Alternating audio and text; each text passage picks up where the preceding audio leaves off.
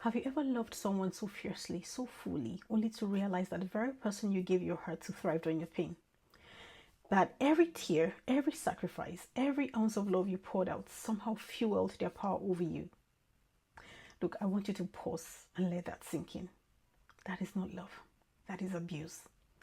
That is manipulation. And it's not your fault. It's not. There is a story in the Bible that reminds us that even in the darkest pain, God is watching, protecting, and ultimately restoring. Joseph was that man who loved deeply, who trusted deeply, yet he suffered in the hands of Potiphar's wife.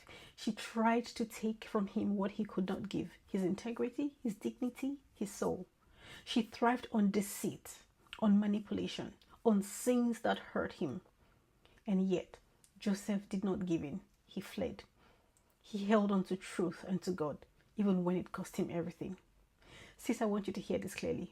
Loving someone who thrives on your suffering does not diminish your heart. It does not make you weak, and certainly does not make you undeserving of love that is real, genuine, and honoring. Psalm 34 verse 18 reminds us, the Lord is close to the brokenhearted and saves those who are crushed in spirit.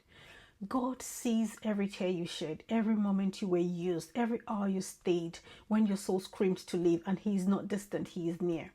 I know how it feels to question yourself after loving someone like that. You wonder, did I overreact? Did I misread things? Was I too much? Sis, none of that is true. You were loving rightly. They were thriving on their own darkness. Their inability to love you well does not define your worth or your capacity to love. And this is where a defining narrative comes in.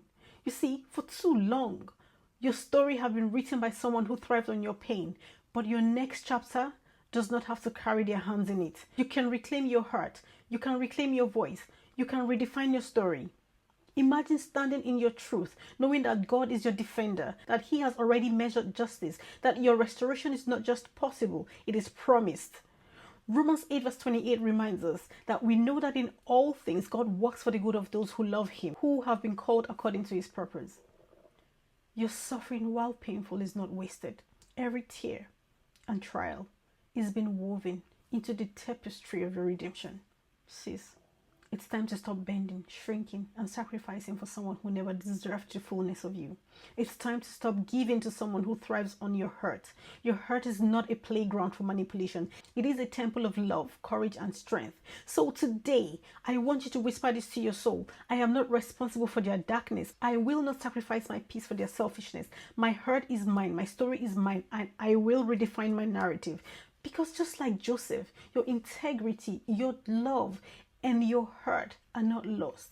God sees, God protects, He restores. And your freedom, your joy, it awaits. And the one who thrived on your suffering cannot define your worth. God can.